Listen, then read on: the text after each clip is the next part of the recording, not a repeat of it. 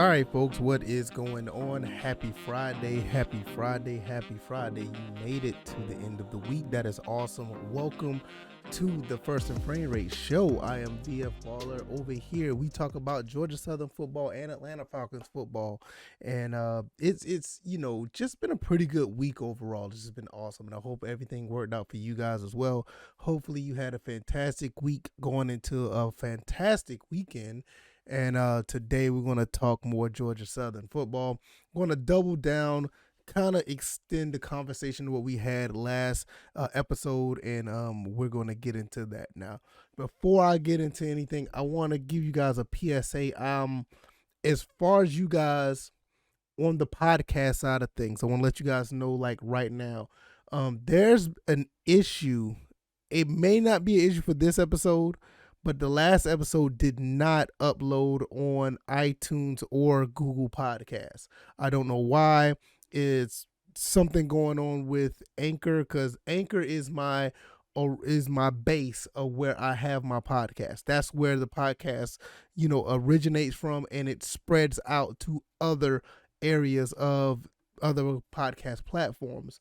For some reason, it went to Anchor, it went to Spotify. I mean, obviously, I put it on Anchor, then it goes to Spotify.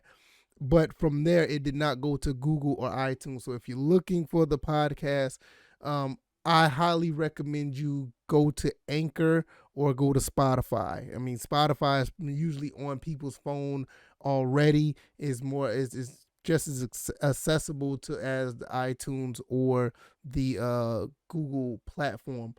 Stitcher seems fine. I think Stitcher is okay too, but for some reason, it just seems like it's not reaching out past Spotify.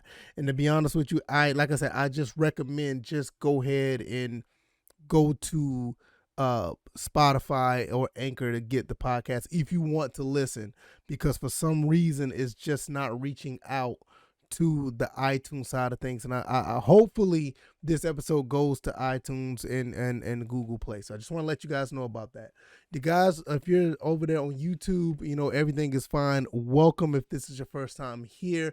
This is the First and Frame Rate Show. I am VF Baller. Over here we talk about Georgia Southern football and Atlanta Falcons football. Like I said, if this is your first time here on the YouTube side of things, hit that like button, share this video. Also subscribe to the channel if you haven't already.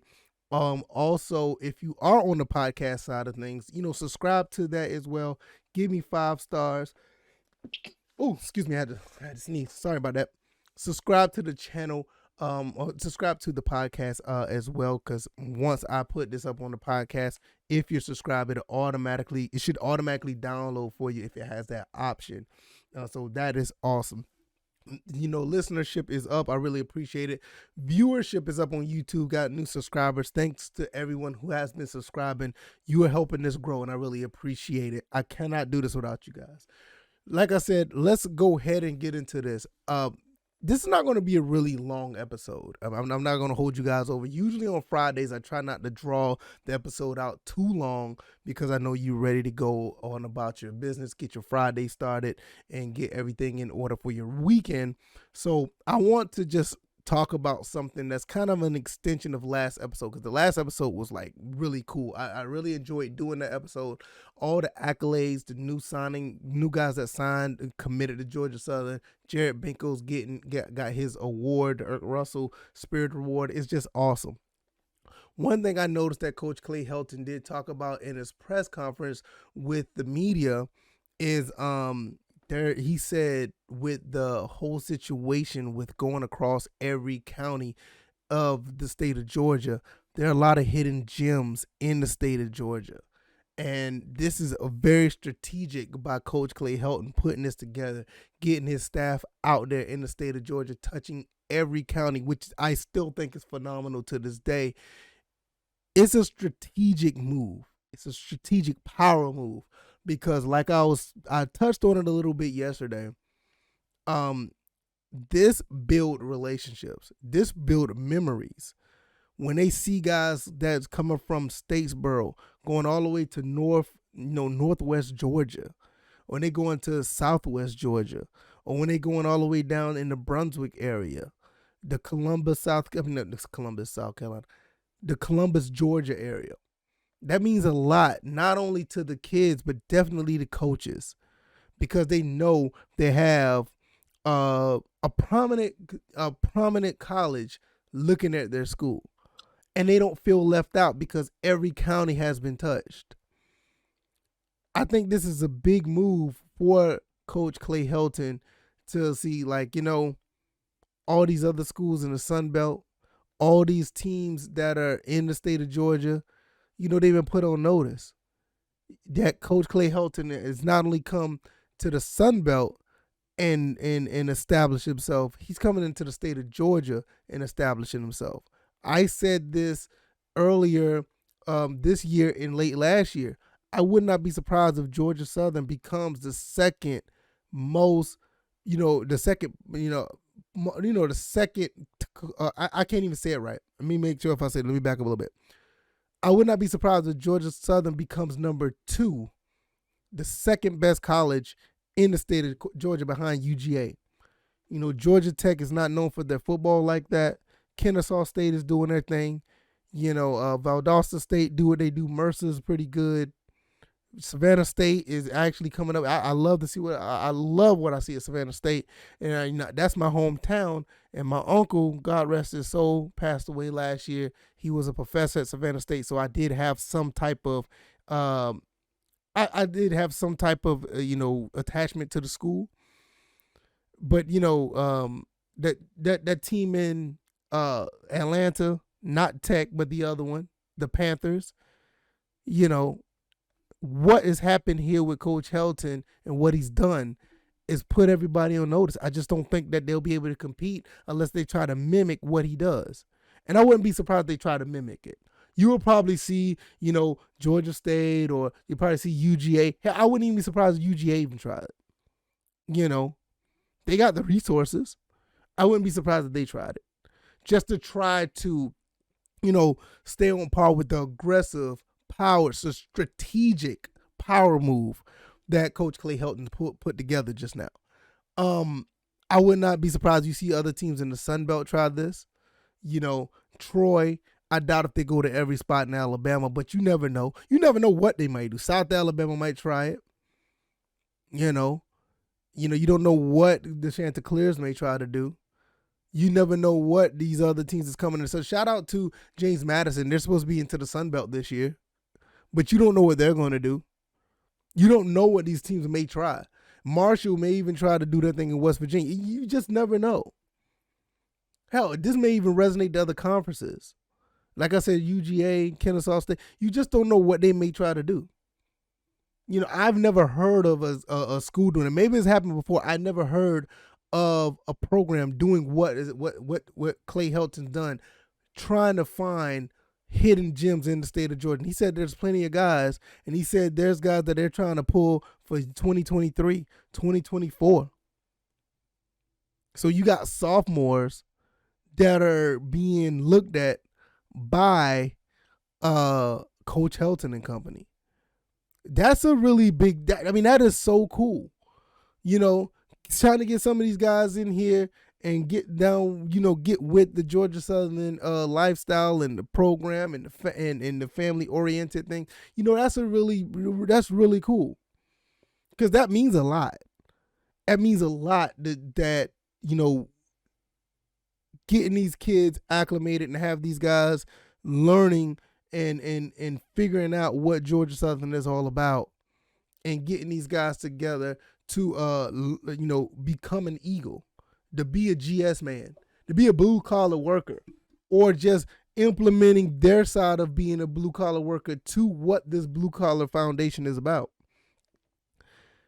It's a beautiful thing, and I think this will resonate throughout this entire tenure of Coach Helton. No matter, no telling how long it'll be, and it could be a lasting tradition to where other coaches behind him, if they do, if other coaches that come behind him, which hopefully that's a long time for now, that would try to implement something of this nature.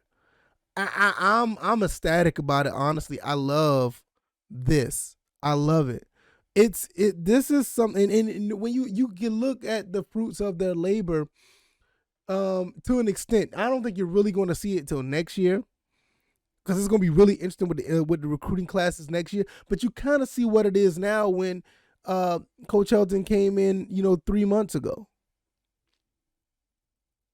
I mean, we got some excellent athletes, got a couple phenomenal wide receivers, good quarterbacks that came in. We got a ESPN 300 running back. You know what I mean? A 300 this ranked 300 in ESPN running back. And I know some people. I was talking to some guys on the Discord, and they said, "Well, he had an injury." Yeah, I mean that's fine. Injuries happen. Bounce back. They said he bounced back from that injury, and he still started to show the type of player that he was. Decommitted from Florida. Once they realized that he, got his legs up under him and he was ready to run that ball again, that's when you saw the Texases and the LSUs and the Floridas and the Mississippi States and, all those, they started to come in after the fact. But Coach Helton, they came up here, his team, I mean, not his team, but family, that running back came in. They gave Georgia Southern a shot. They came in, see what the lifestyle is like. They came in and they saw what the campus is like. And they were blown away by what they got. I mean, what they saw. And it's just awesome. It's just flat out awesome with what they had, put together. And that's the beautiful thing about it. When you are able to wow a team or, wow a family, to get them to come in and find a way to call this place home. That's a beautiful thing, man. Terrence Gibbs just took a shot on us. Came up to Georgia Southern, him and his family came in. And they walked away thinking about, hey, this might be the school for us. He committed. Another person who did the same thing, Ashton Whitner, he said himself, he took a shot and came down. And the moment he came here, he loved what he saw and he decided to commit. That's just a big kudos to the staff of pushing hard, getting these guys together and presenting their case of why you should play football in Statesboro. When you look at all the defensive backs that are coming in, it's Coach Whitley, man. You look at a guy like Terrence Gibbs, Dalen Cobb. Well, not Dalen Cobb. Well, not Dalen Cobb. He's a wide receiver. I want to take that back. Who's the other running back that we had that? I think it's Omar. Oh man. Oh, there's Omari Arnold. Robert Edwards. When you got these type of guys that are coming in here, I mean, a part of that, and I know definitely the Terrence Gibbs, that was the running backs coach. Running back coach Merritt. Getting them together to show him that, hey, this is the place you need to be.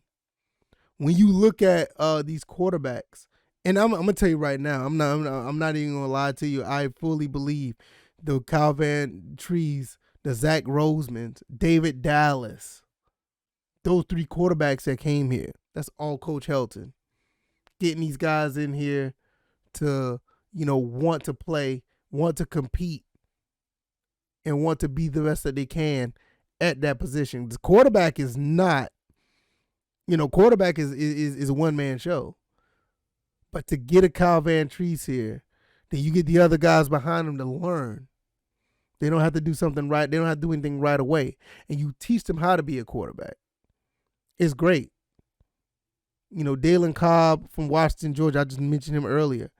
And this is another thing that I didn't even know this. 19 of the 26 guys that was recruited from the state of Georgia. That's phenomenal. You know, that's pretty cool. And I think 22. I may be wrong, but I'm gonna say this. This could be wrong. You could dispute it. I think it's 22 out of the 26 that were recruited. They're true. They're straight high schoolers. So we have a balance of where we have a lot of young guys, and we still got a lot of the veterans that are 6, 7 year seniors going to be here as well. So you got a balance of both where those guys can show these guys the ropes. It's great. It's absolutely great. And like I said, for them to continue to pull this 1 year, do this in 3 months, imagine what it's like when he has a whole year of recruiting. I would not be surprised. I'm just going to say this. Within 2 years, in 2 years, we get a 5-star recruit here. I would not be surprised that we get a 5-star recruit to commit, because we just got the 4-star. It was ESPN recruit 300, ESPN 300 recruit.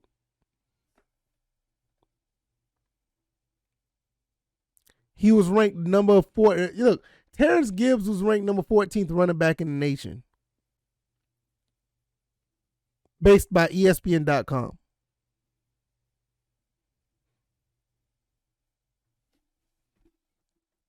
How many other kids you think that are in the state of Georgia, even though he's from Winter Park, Florida, which is, that's awesome. By how many other guys you know that you may think in the state of Georgia that you could find hidden gems that may be 2, 3 stars? Let's not even talk about the 2 or 3 stars. Nobody may not know about these kids because nobody's going to some of these counties. And they're able to pull some of these guys because they already have that relationship. They already have that pipeline throughout the state. And you may find a kid that may not have been, that probably been overlooked, never got a chance. No other schools, no other colleges go to their school. They're just very talented, but nobody's really seeing them because their county or their high school's been overlooked. But you got Georgia Southern going into these counties and showing a presence. Coach Will Harris said this on the live show, Hell Southern Live, like he was amazed by how big of a name that Georgia Southern is in the state of Georgia. He walks in there with that GS jacket or a hat, whatever shirt he had on, and it was not one person that he that he couldn't run into at all these high schools. I think he went like 20 or 25 counties. He says there's not one place that like the person either knew somebody that went to Georgia Southern, they was an alum of Georgia Southern, or they knew that somebody, a family member that went to Georgia Southern, or they was alum themselves. This brand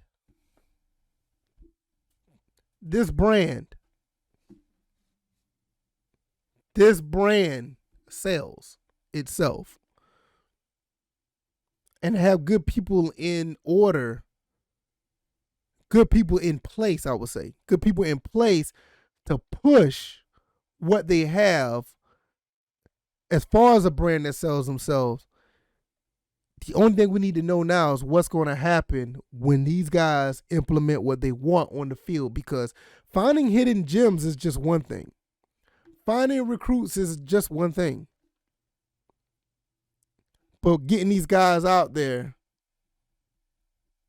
training and practicing, getting these guys ready for real contact, getting these guys ready for spring practice and spring ball, getting ready for that first game of the season.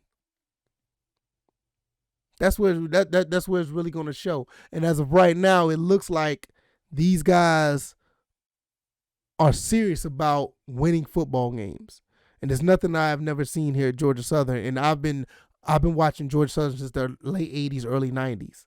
And I've never seen nothing like this at Georgia Southern. There's a lot of tradition here. There's a lot of history, a lot of greatness within Georgia Southern football. It's a lot of it. But I've never seen something like this. This is like the next chapter of what this team is about. And I can't wait to see how this plays out. Just a plethora of great recruits that just came in. A plethora of veterans that's been here is going to be hanging around. That's going to play another year. Great to see a veteran quarterback come in from another school, from Buffalo. 4-star recruit, top 300 based on ESPN rankings. What more could you ask for? A lot of people sat here and said that this whole thing was a PR stunt. It was a publicity move. A lot of USC fans are still trying to clown Clay Helton. And look, listen. We're working over here. They're working over here. I'm working over here. And it's just a beautiful thing to see. It's a beautiful thing to see. That's going to be my time for this Friday. Hopefully you guys enjoyed this episode. Once again, I don't know how the iTunes and the Google podcasting is working. If it's up, great. It's something pretty much beyond my control. I'm pretty sure it's a technical issue. I did get in contact with Anchor. Sometimes they basically said sometimes the feed just don't go out to those platforms, or it takes a while. So I highly recommend you guys to go ahead and go to Anchor or Spotify to get this podcast. If you're on the YouTube side of things, thank you guys for watching. Hit the like button, share this video. Go ahead and subscribe to the channel. If you are on the podcast side, like I said, then you would know that you'll get the episodes if you're on Anchor or Spotify. Now, you can wait for iTunes. That's great. You can wait for Google Podcasts. I'm not telling you to get off of those platforms because they're great platforms. But right now, the podcast is not updating. I don't know what's going on there, but we are working on it. I'm working on my end. I can say we. There is no we. This is a one-man show, believe it or not. It is a one-man show. All right, I don't want to hold you guys over any longer. Like I said, it's Friday. I try to make this as short as possible, but I'm over the 20-minute mark, but it's cool. Hopefully you guys really enjoyed this. I'm going to get up out of here. Enjoy your weekend. You guys take it easy. You guys be blessed. I will be back on Monday. I'm not going to be doing I may do something on the YouTube channel, and I will be doing something on my secondary channel, which is the VF Cast on YouTube. That's my gaming channel. If you're interested, type in VF Cast. I will pop right on up. All right, I am out of here. You guys take it easy. You guys be blessed. Enjoy your weekend. Peace.